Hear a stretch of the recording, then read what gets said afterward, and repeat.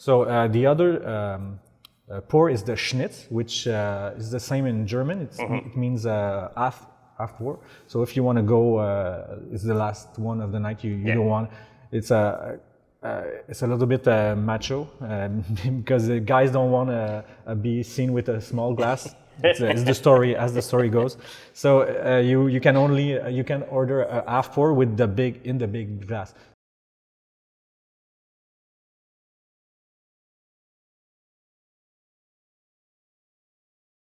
Ladies and gentlemen, welcome back to All Beer Inside. I'm your not-so-humble host, KARP, and today we are in the Ahuntsic region of Montreal. And joining me on today's episode, we have Jean-Philippe and Weena, co-owners of Birra, Maison in Little Italy. And Jean-Philippe is the owner and brewer of Brasserie Silo, which we were at today. Hi. Hi. Thank you very much for taking time in your schedule to speak with us today about your delicious beers, your brand, and obviously your love of beer.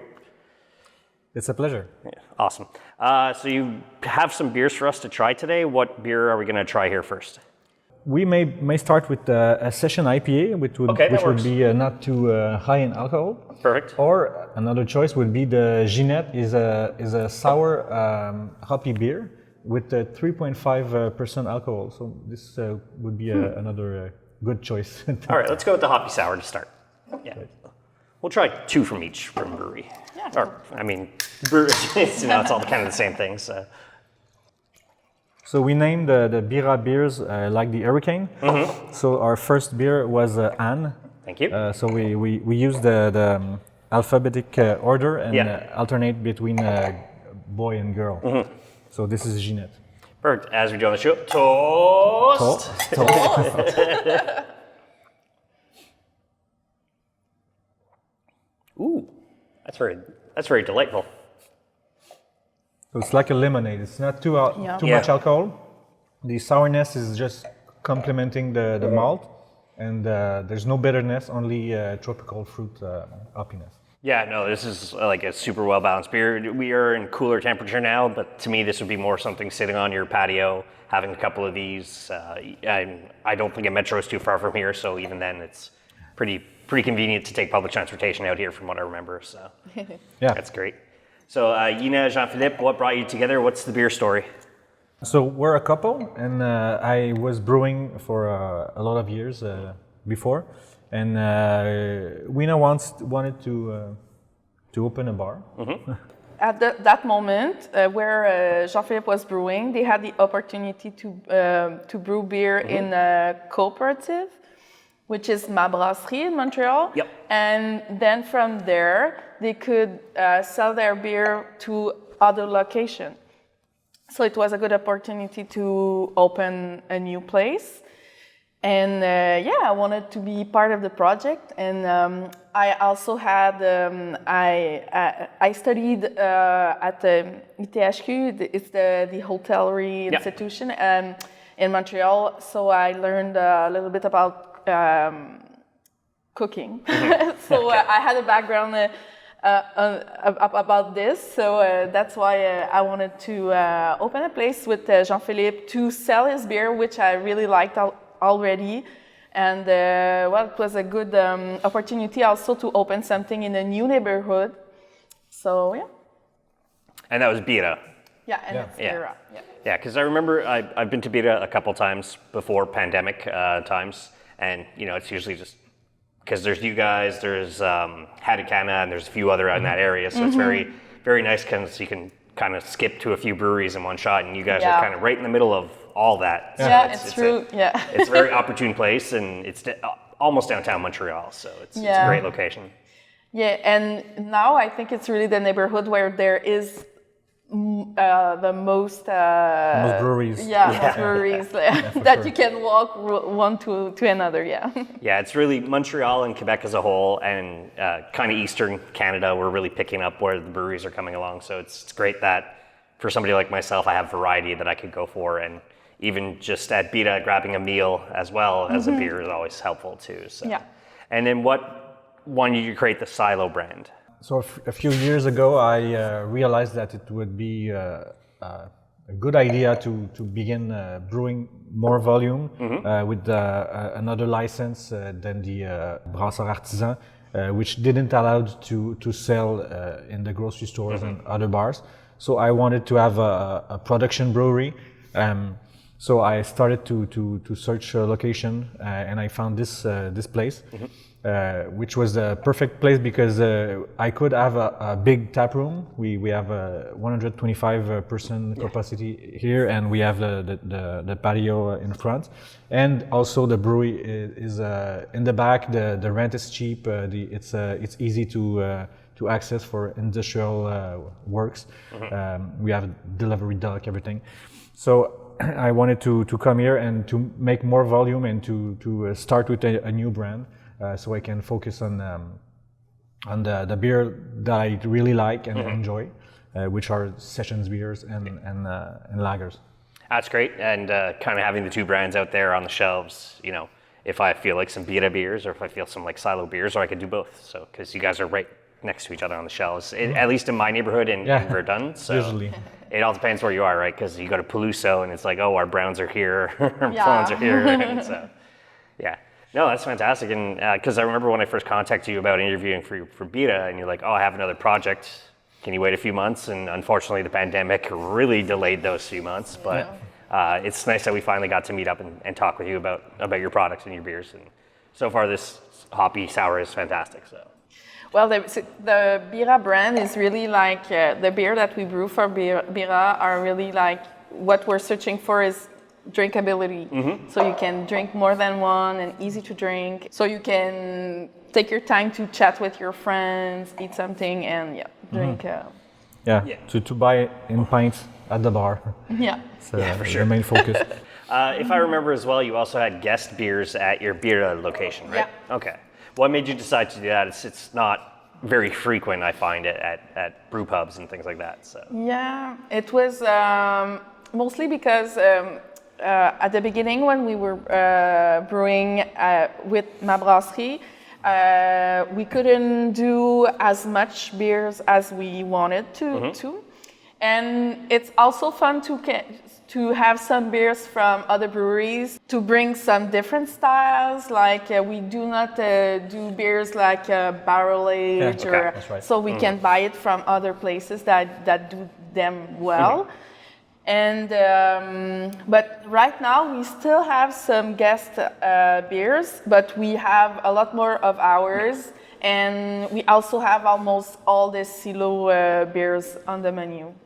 I always like that. I've always thought that's a great concept of let's say you have 16 taps, 13 are mine, and 3 are guests. Yeah. So you obviously want to show the love to your friends in the area, and as well, like, look, hey, here's our beers first, and then maybe try those guys. Well, no, I don't see that. It's not like that. You can try them all, and you can come back for hours. That's one question I like to ask is somebody who either comes here or Birra and tries all your beers, what are other breweries in the area you'd suggest that people try as well? In Ahuntsic, you cannot find a lot of beer places. You can go to Brewer on Papineau, which is about 2 hour walk. Yeah. It's very, very far. But in this particular area, there's almost nothing. It's really an industrial place with worker that come here the day. In the area of Birra, I think you said it. Arikana is just one corner, and we have vice versa, which is very close also. Yeah, it's awesome. And I mean, you guys are it's like Little Italy plateau area all at the same time, so it's a lot of beer where Birra is, which is great. And that you mentioning somebody comes out of the office, comes here for a beer, and then heads home. I always like seeing that as well. So. Yeah, this is a challenge in the area of Chabanel. The people are not used to go grab a beer after work, or they are used to go far away. So it's kind of new. And also, like your podcast, we've been hit hard by the pandemic. So we opened in March 2020. So we only had 3 weekends before being shut down. So it was like a game of stop and go, and then now we want people to know that we're here, and we have to reach for them and hope they come back to work. Well, I mean, I've seen the popularity on other podcasts and Instagrams, like people are always outside, and you had obviously your Oktoberfest because you have your mugs, so it's, your name's out there and people are coming here, so that's a good thing. And kind of besides the pandemic, obviously, what were some other problems you ran into creating Birra, getting the location, and Silo, like some roadblocks, some difficulties you had with both brands? I'd say for Silo, it was the third bar and brewery that I opened, so I was kind of prepared for everything, but it went pretty bad anyway, because in opening a company and a brewery and a bar, and it's always very difficult, but you have to, I cannot name one problem, it's like everyday problem, and it's endless, but it's part of the game, and we just get used to it. Yeah. I don't know if there's one thing particular to mention for Birra. For Birra? I don't know, at the beginning it was hard to find a place. I mean, we looked for in many neighborhoods around the city. It wasn't that easy because there's a lot of regulation. When you want to open a bar, you cannot open it anywhere you want. Yeah. And so, but it ends out where we are now, so close from the Marché Jean Talon market, which is very popular, the biggest market in the city. So it really turns out well for us. But we really searched for the location for almost 6 months. Wow. So it was long, yeah. Yeah. And then when you finally got it, it's like, this is it. Let's go here. It's funny because when I started looking for a production brewery, I looked for a few neighborhoods, but I went on Google Street View for Silo, and I came across this building on my computer, and I saw the sign, and I called the owner, and he was like, "No, it's not a good idea. I don't think. I'm not sure. Let's meet and we'll see." And after that, I searched for a few months for other location, and finally the first thing I found on Google Street View was the right place. Yeah. No, I find it weird. It's the same thing with like where I used to work. They were like, oh, these medical marijuana guys wanted to rent from us. I'm like, why not? That's money to be like printing money. And they're like, oh, we don't know. The city doesn't want it. I'm like, don't lie. The city wants money. That's what the city wants. So they'll welcome anybody in. It's just the owner of the building. It's up to them. That's the problem sometimes. Yeah. So. I think that what happened here is that a few breweries came to visit the location before me, and it never worked. And also there was a zoning issue which had to be addressed, and but I was willing to put the money down and to make the changes in the regulation. And finally the city decided to zone differently all the street, so I could come here with this company. So the name Birra and the name Silo, where'd you come up with those names?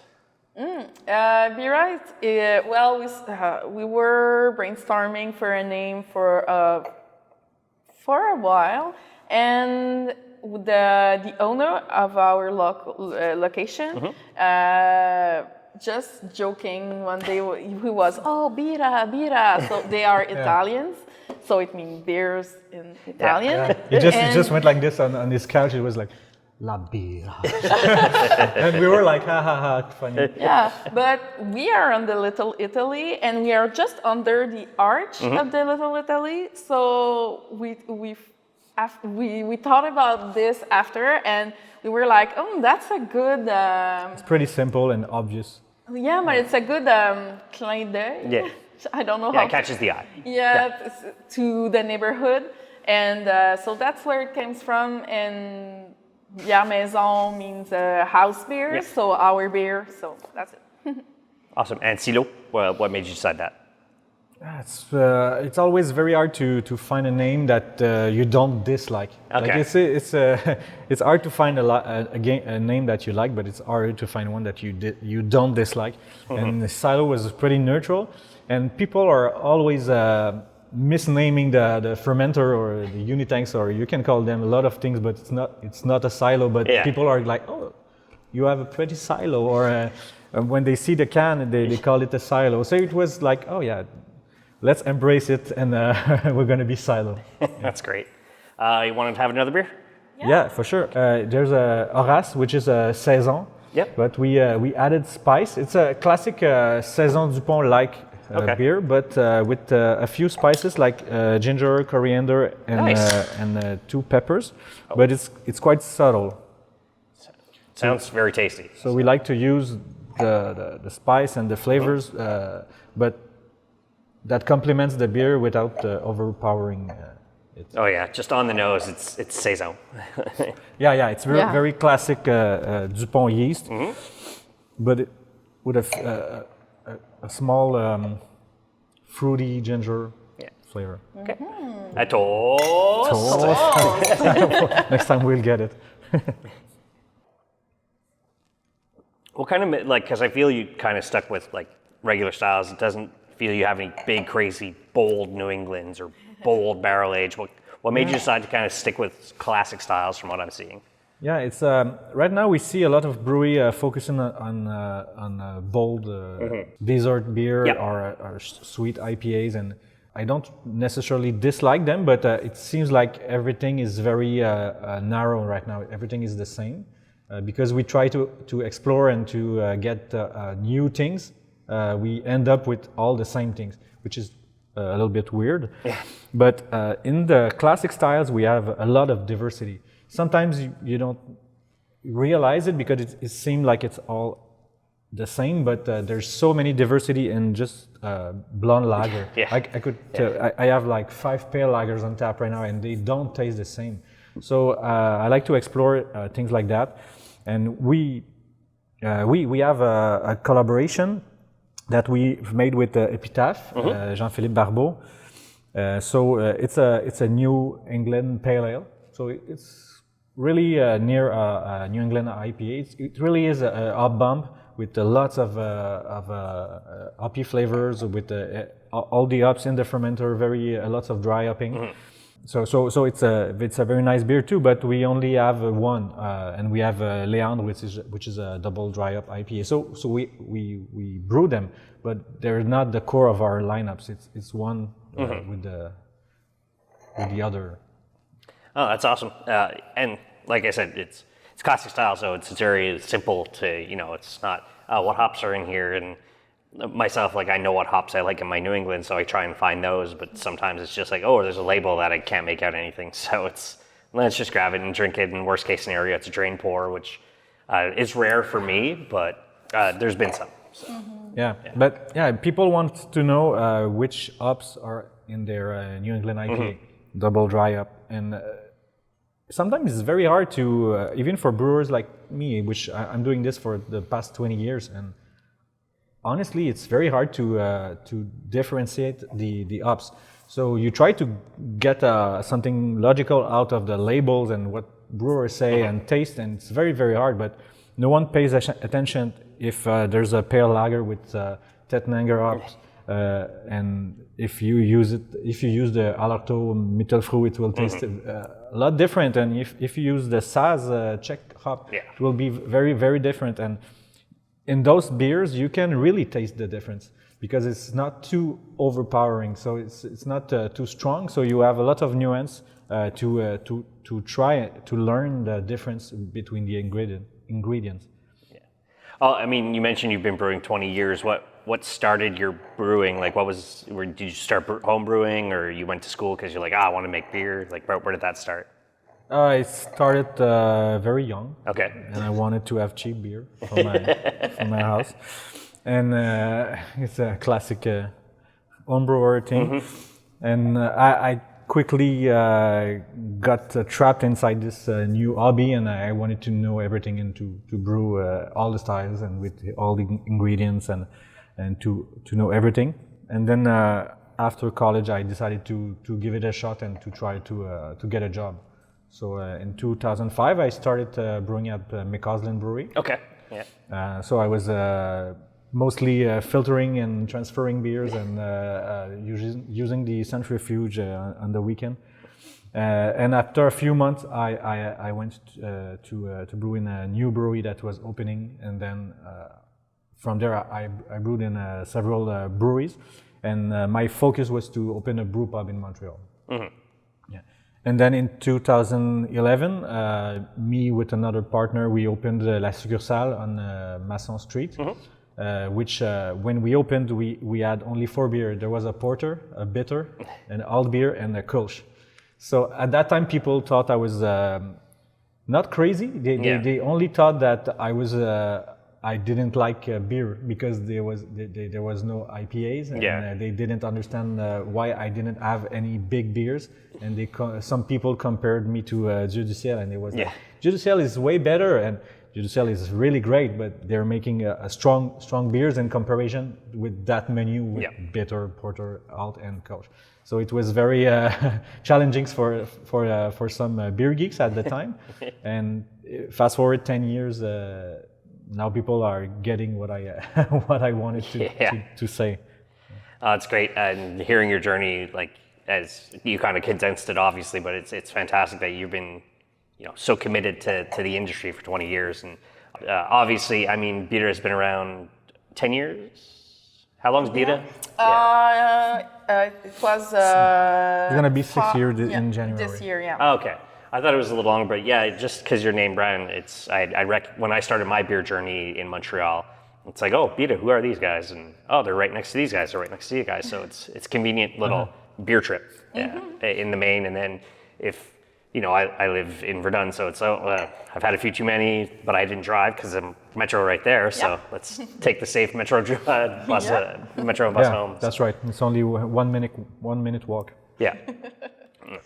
It's great, and I look forward to getting to know this location in the future as well. But I'll be honest, like Birra being right there next to a Metro, I'm probably gonna go there more. So.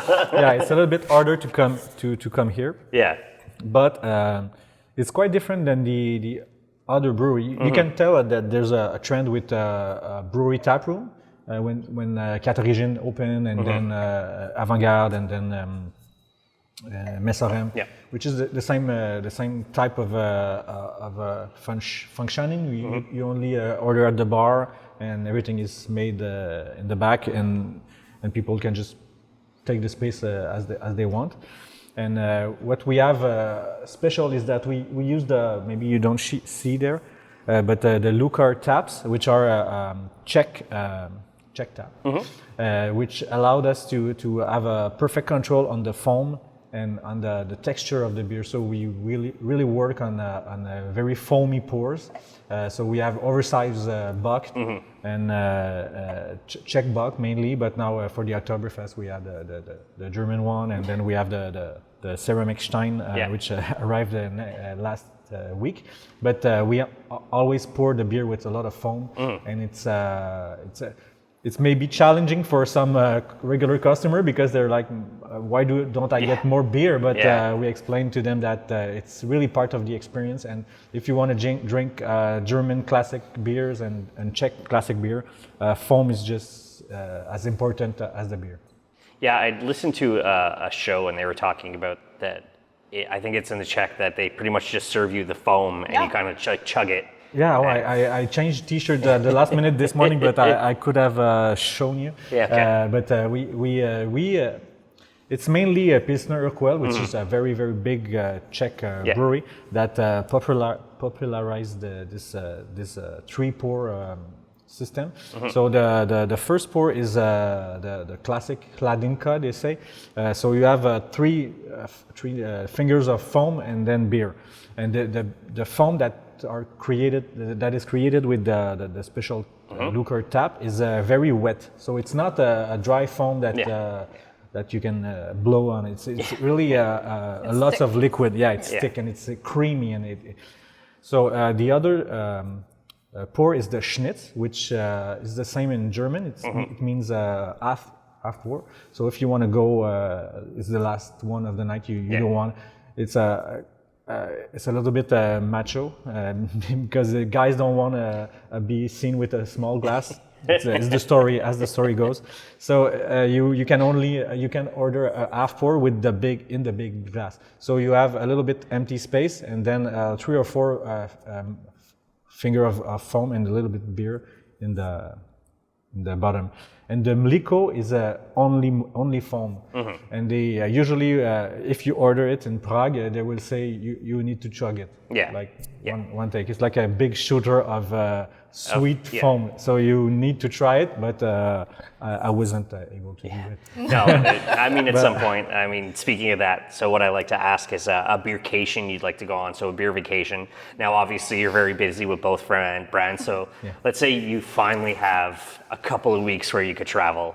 Where's those like beer vacations you want to go on? We're waiting for the opening of the border so we can go back to United States, which is very close, and we wanted to go back to Schilling Brewery in New Hampshire and to Notch in Salem near Boston, which are very good brewery for lagers, and they're very nice places too. We really like to go to Suarez, and we like to go to Brooklyn. There's a lot of new breweries there, and we didn't go for the past 3-4 years. Yeah, I was in Brooklyn November 2019, and I'm like, I don't have enough time. I was there for a weekend with my father to watch football and stuff, and we don't have enough time to visit all these breweries. But what I can see that there's kind of a trend, because 5 years ago you could only, and right now it's a little bit this thing too, but you could only find sour beers and fruit beers and hoppy, very very hoppy sweet beers, and sometimes you can see I really like lagers and blonde clear beers and drier and less sweeter. So it's kind of getting hard. So we usually try to go and search for the classic styles brewery, and those guys are really doing a very good job at popularizing those kind of beers. You got another beer we can try here? So we can go into the Silo brand. So this one is the Lagerbier, which is brewed in the style of Franconian lager. So they don't really use style classification. You can try to classify their beer, but it's not the point.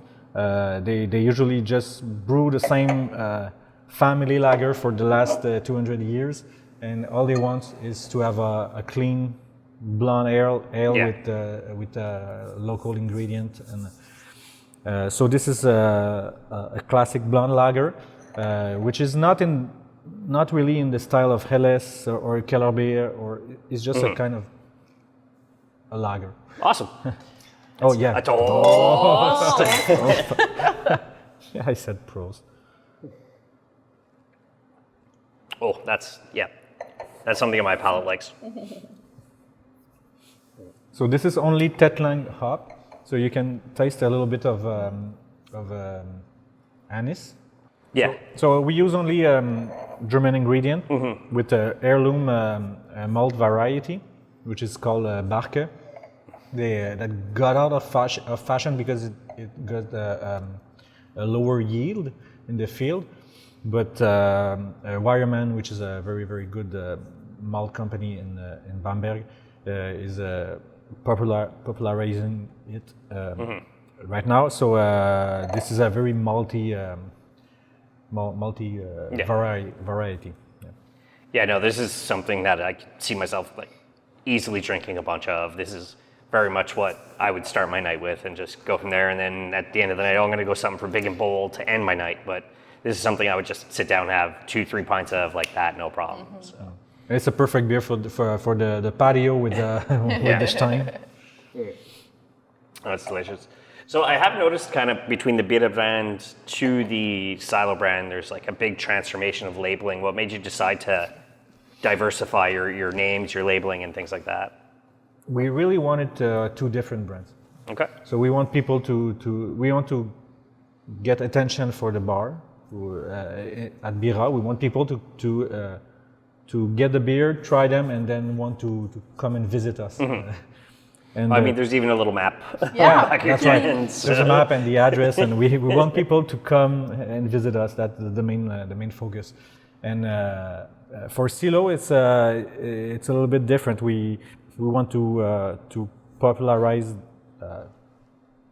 clean blonde lager and session beers, and all those styles have in common that they are usually very simple on paper, but with a lot of subtle complexity.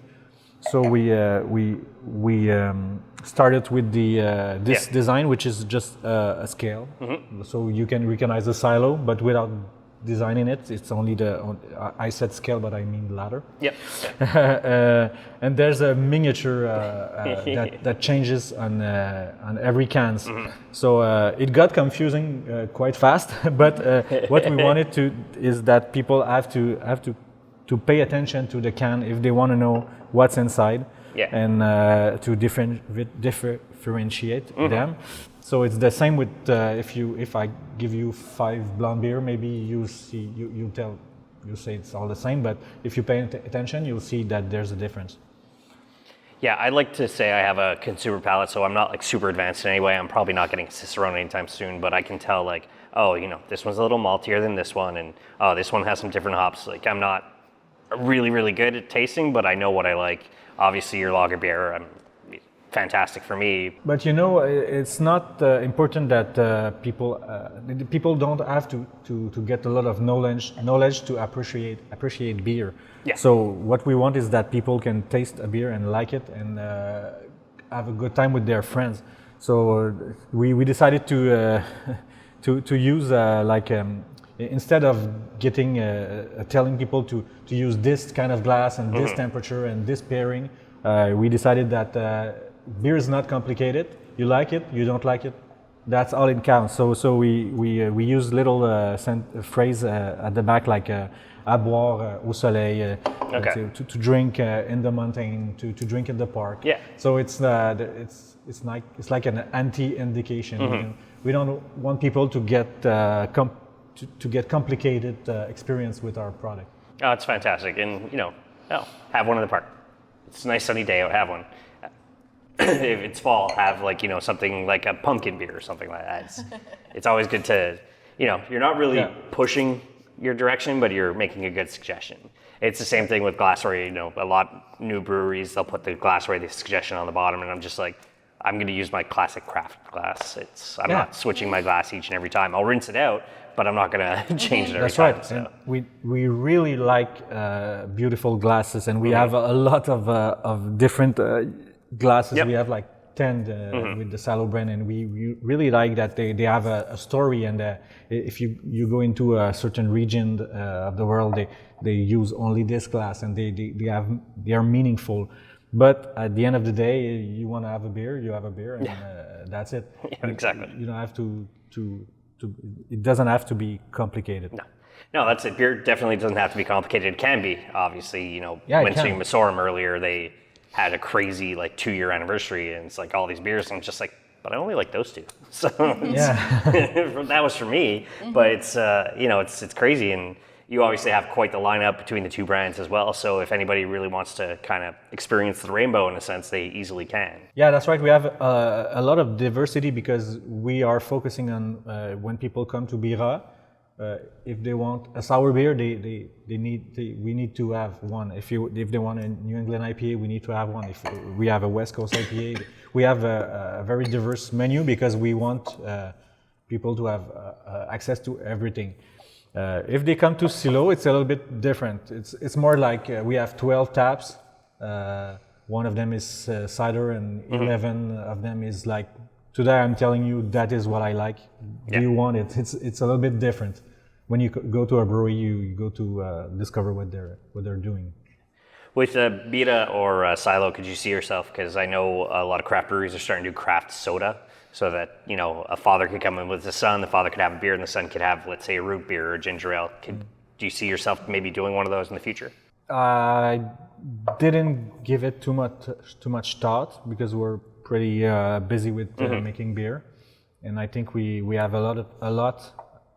As I said, I was brewing for the past 20 years, but I think I have a lot to learn to this day, and we're always working on the production, the recipe, the the way to do things. So I don't want to go into too much directions, and we can always buy soda. But I don't want to start a soda brand. For now, it's not an idea that we want.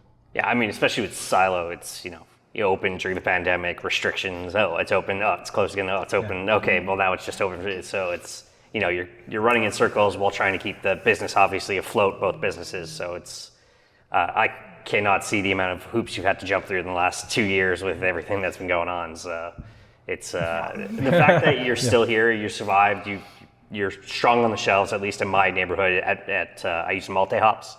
Oh yeah, and that's right. They're small, and you're all over the shelves. So you're obviously they're good ambassadors at multi-hops. We have to say this. It's good, and I'm very thankful that a lot of breweries survived the pandemic. So, and even some opened. I mean, we've interviewed in Ontario. We interviewed 5 breweries that opened during the pandemic. So when you're going into this direction, you cannot go back, pandemic or not. But that's right. Maybe we didn't thought about new ideas because we were so busy with plexiglass and new regulation and we're open or not, or what are we going to do with the financing. And it was very complicated. Yeah. Well, I mean, I assume your hours, like the more things open, your hours are going to change. You're going to maybe bring in an extra employee to bring in more people to drink your beer, right? So. Well, at Bières we're open every day already, but here it's we're only open 3 days a week because it's not busy enough. So we're going to work on that slowly, but as the sole owner, I have to focus on things. And right now, the cans and selling kegs to other bars is our main focus. Cool. Now you mentioned you did a collab with Untappd, and you used to co-op at Ma Brasserie. Could you see yourself doing any future collaborations coming up? Or we mentioned Masorum. You worked at McCausland. Obviously, that's something different with McCausland. But any kind of future collabs you'd like to do, even dream collabs like traveling to the US and brewing in New Hampshire and things like that? In the pandemic, it was quite weird to do collabs because the idea behind the collabs is supposed to be that you're going to share ideas and work methods, and then you're going to go to this place and they're going to come. And I didn't want to share anything between within the pandemic, so we really waited this summer to do our first collabs.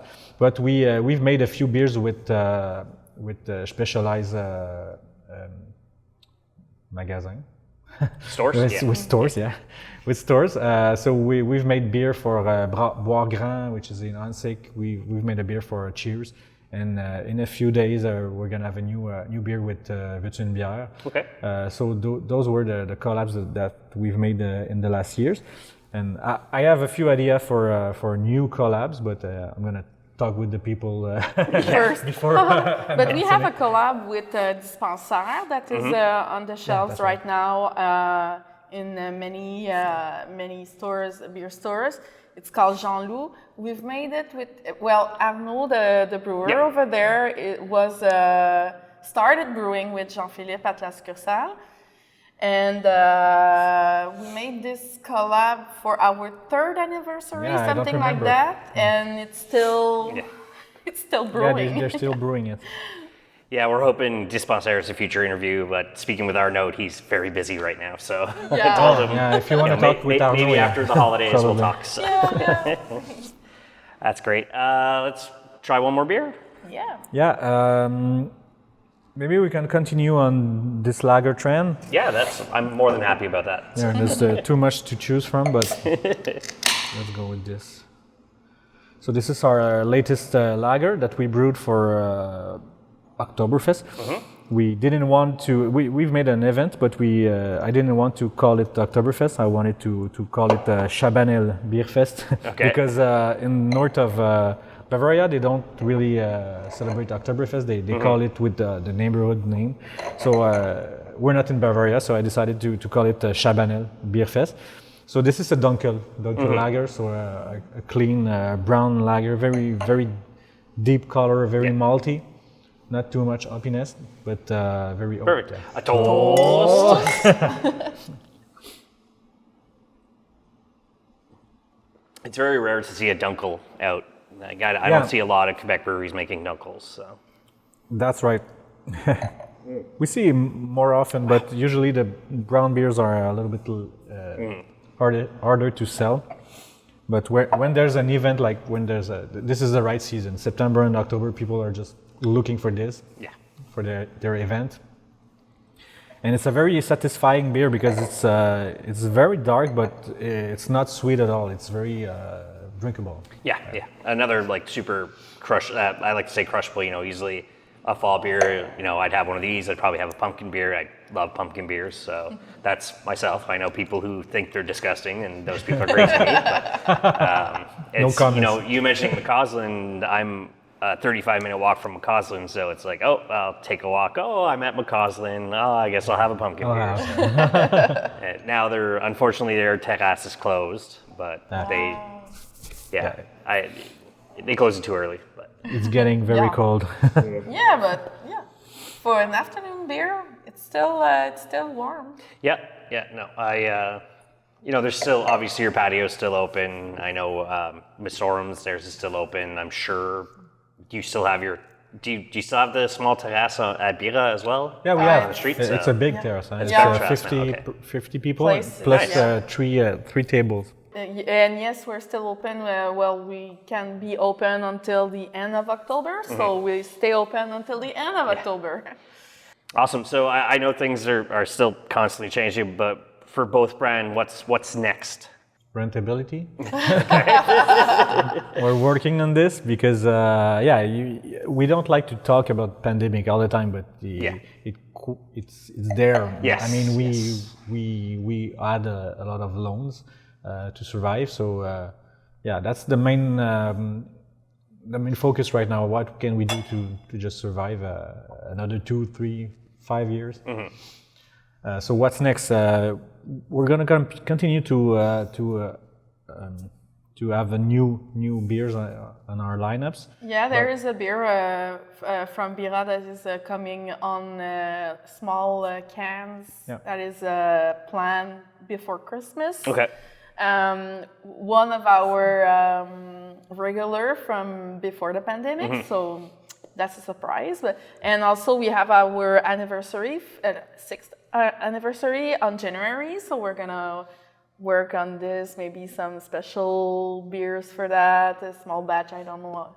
We're not, we're talking about it, but it's not decided yet. I mean, running two brands, obviously, it's very busy. So it's great that you're co-owners at the same time. So at least one of you takes the Birra load and the other one does everything here. So you're obviously both very busy. That's why when I asked vacation, I'm like, when you actually have free time. Obviously, you're probably not going to have free time anytime soon, but I'm sure there will be at some point. Yeah. So for now, we're really focusing on just growing the business, the bar here, the bar at Birra, and a few new brands. But we don't want to have 10 new beers every month. We're gonna go slowly. No, and like I said, at Multi-Hops, you guys are, when I could get you on the shelves, like I find with Multi-Hops, especially the beer scene in Verdun is really starting to grow. So if I don't get there when Bouquet or whoever shows up to deliver their beer, I'm not getting it. So, Oh, yeah. yeah. It's the same thing with, like, you mentioned you did a beer with Boutique Cheers. At least they have, I can order, like during the pandemic, I was ordering online. Yeah. And which was great because they'd be like, Michael, like, give me the beer, dude. I got to go drink because the world's on fire. So Yeah. No, and obviously things are chugging along and you keep going, and Birra is still very open, and that's fantastic. And I look forward to the future for both brands for you. So Thank you. it's awesome. I got no other question. Your beers were absolutely fantastic today. Let the audience know where they can find you. You can find us on Birra Bar à Bières Maison on Instagram and Facebook, birra.ca, birra.ca. And for Silo, it's Bières Silo, Bieresilo. Instagram and Facebook too. Okay, so we're going to add all that in the show notes. Just click on the links and add them on all your social media and check out their websites. If you're ever in Montreal, definitely check out Birra and Silo. As for us, if you enjoyed this episode, subscribe and hit the notification bells for new episodes every Friday at noon. As well, we can be found on all social media. At All Beer Inside is our handle. If you want to follow me, it's at Killer Carpe Diem. And as I said in all episodes, drink craft, not crap.